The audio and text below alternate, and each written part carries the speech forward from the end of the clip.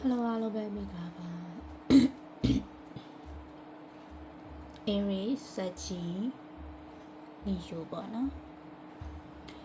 ဒီဟာဒီကွင်2026အတွက်ရှာဒီကွင်3ခွင် fire sign နေပေါ့နော်တည်တ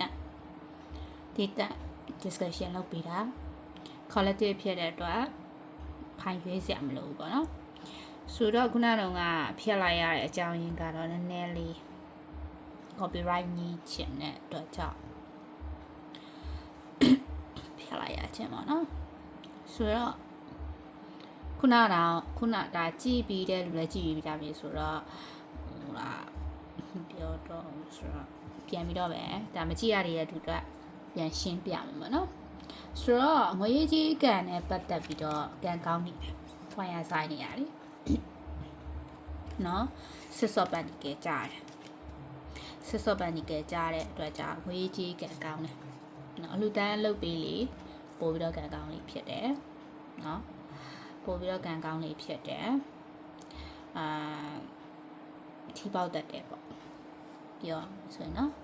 စုကြည်စုပြီးပေါက်တတ်တယ်ငွေလုံးရင်းဝင်တတ်တယ်ငွေကန်ကောင်းနေတတ်တယ်နော်ငွေကြီးတင်ကောင်းလားမဟုတ်ဘူးသူအချစ်ရည်ပဲကောင်းတယ်ထန်တော့ပတ်ဒီကဲပါကြာလာလိုက်တော့နော်ကိုမ RS ရှိရဆိုတော့ကိုရဲ့လက်ရှိ RS နဲ့ဒါစစ်ဆက်ကြောင်းလိုက်ရတတ်တယ်မင်္ဂလာကိစ္စဆောင်ရရတတ်တယ်နော်မိဘတဘောမတူတဲ့သူတွေဆိုရင်မိဘတဘောတူသွားတတ်တယ်မိဘချင်းအဆင်ပြေသွားတတ်တယ်နော်အဆင်ပြေတဲ့ကိစ္စမရှိလက်ထက်ရတတ်တယ်နော်ဒါမင်္ဂလာကိစ္စအောင်မြင်မယ်ဆိုတဲ့ပုံစံမျိုးပြအိုတဲ့အိတ်တဲ့ဝင်တတ်တယ်နော်ကိုကဒီ2026မှာကိုကအိုတဲ့အိတ်တဲ့ဝယ်ဖို့ဒါစီစဉ်ထားတာမျိုးဆိုရင်တော့ဝယ်ဖြစ်လိုက်မယ်မြေတို့အိုအိမ်တို့တယ်လီဖုန်းတို့အစရှိတယ်ပေါ့နော်အသက်သက်တော့အရာတွေရာဝတ္ထုပစ္စည်းတွေပေါ့မရွှေ့ပြောင်းနိုင်တဲ့ပစ္စည်းတွေဒါဝင်လာတတ်တယ်ကလေးပေါ့နော်ဒါဘီဘီလေးတွေရတတ်တယ်2026ထဲမှာကိုကကလေးရကျင်တဲ့သူတွေအတွက်ကိုပြောတာနော်ကလေးရကျင်တဲ့သူတွေကလေးရတတ်တယ်မိမိနဲ့ကတ်ဆက်တဲ့သူရောက်ရှိလာတတ်တယ်အဲ့ဒီကလေးကပြောရမယ်ဆိုရင်တော့မိမိဆွေမျိုးတွေကပြန်ဝင်စားတာမျိုးလို့ပေါ့နော်မိမိကိုချစ်တဲ့ဒါမိမိရဲ့ဒါအဖေဘက်ကအမျိုးထဲကပြန်ပြီးတော့ဝင်စားတယ်လို့တွေ့ရပါနော်ဖခင်ဘက်ကပေါ့နော်ကိုဖခင်ဘက်ကကိုရဲ့အဖိုးဖွားတွေပေါ့နော်ကိုရဲ့အဖိုးဖွားတော့ကြီးစားတွေဦးလေးနော်ပြန်ပြီးတော့ပြန်လဲဝင်စားလာတတ်တယ်နော်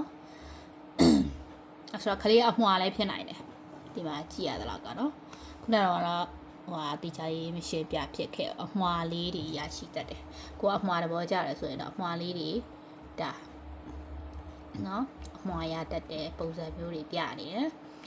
ဆိုတော့ H တွေပြန်ရောက်လာတတ်တယ်commentကိုပေါ်ဖောက်ပြန်သွားတဲ့သူတွေပြန်အောင်လာတတ်တယ်comment connection twin flame နော်ဆိုမိတ်ရောရောက်လာတတ်တယ်ကိုထက်ငယ်တဲ့သူဆိုရင်တော့ပြန်ပြီးရွှေ့ချဲ့လို့ရတယ်သူ့ဘာရီစားတွေပါမရှိဘူးဆိုရင်တော့ကိုထက်ငယ်တဲ့သူဆိုရင်ပြန်ရွှေ့ချဲ့လို့ရတယ်ကိုထက်ကြီးတဲ့သူလို့ဆိုရင်တော့မရွှေ့ချဲ့တာကိုကောင်းတယ်ဟိုဆိုအခုကအထူးတစ်ပြည့်ကိုပေါ်ဖောက်ပြန်မှုတဲ့သူဆိုမရွှေ့ချဲ့တာအကောင်းဆုံးပဲဖောက်ပြန်ခဲ့တယ်ပေါ့သူကမဖောက်ပြန်ခဲ့ဘူးအကြောင်းမျိုးမျိုးကြောင့်သူ့ရဲ့မိဘကြောင့်ဘာကြောင့်ညာကြောင့်နားလည်မှုလွယ်လို့ပြတ်သွားတယ်ဆိုတော့ပြန်ရွေးချယ်လို့ရတယ်ပြောချင်တာလေပြန်ရွေးချယ်လို့ရတယ်နော်ပြန်ရွေးချယ်လို့ရတယ်ဒါပေမဲ့ဖောက်ပြန်တယ်ဆိုရင်တော့မရွေးချယ်တာအကောင်းဆုံးပဲနော်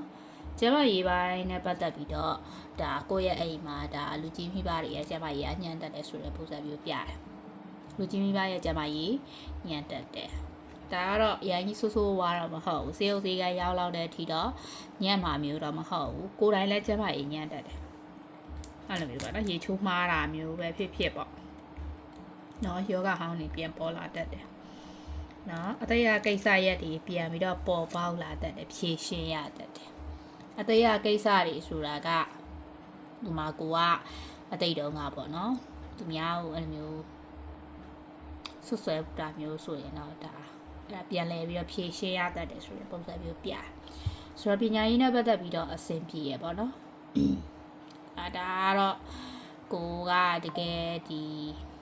ပညာရေးနဲ့ပတ်သက်ပြီးတော့ဒါဒီဆောင်မအောင်မလားတော့မေးတဲ့မေးခွန်းပေါ်မှာဆိုရင်ဆောင်မအောင်မြင်နိုင်တယ်လို့ပြောချင်တယ်အင်တာဗျူးဖြေထားတယ်အောင်မြင်မလားဆိုရင်အင်တာဗျူးအောင်ပဲဆိုတဲ့ပုံစံမျိုးပြတယ်နိုင်ငံခြားကိစ္စအဆင်ပြေမယ်အောင်မြင်မယ်နော်ပေါ် street အများတယ်အញ្ញကတော့တိတ်တော့မတွေ့ဘူးဒါပေမဲ့စိတ်ရှုပ်ရတတ်တာကတော့ခုနကတော့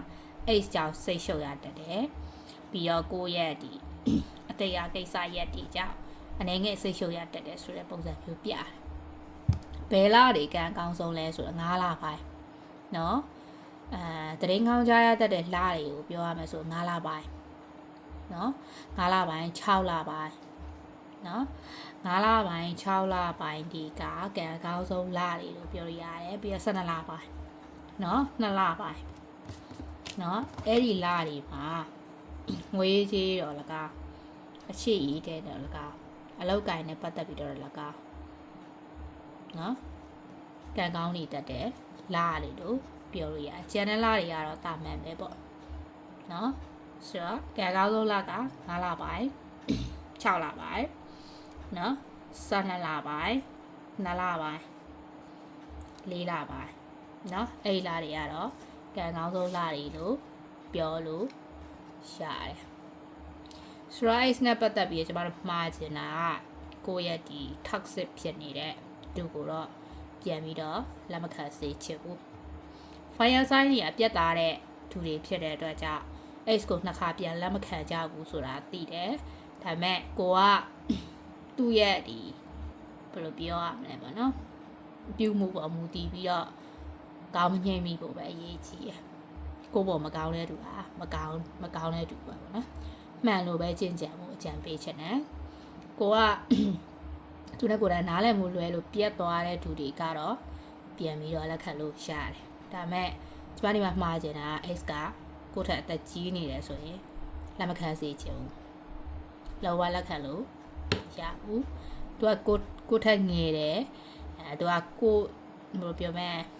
ကိုယ်လည်းမမေးနိုင်သေးဘူးသူ့မှာလည်းခြားလို့မရှိဘူးဆိုရင်တော့ပြန်ပြီးလက်ခံလို့ရတယ်သူ့မှာခြားလို့ရှိရဆိုရင်တော့လက်မခံတာ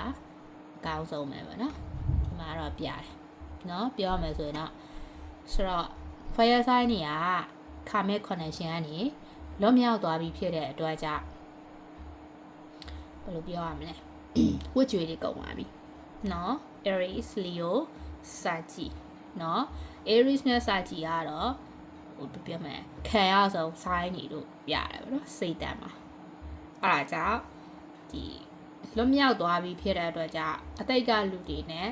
တတ်နိုင်ဆုံးရှောင်တဲ့ကာလလို့လည်းပြောလို့ရတယ်ပြန်ရောက်လာပါစေအောင်လက်မခံစေချင်ဘူးပေါ့နော်ဒီကတော့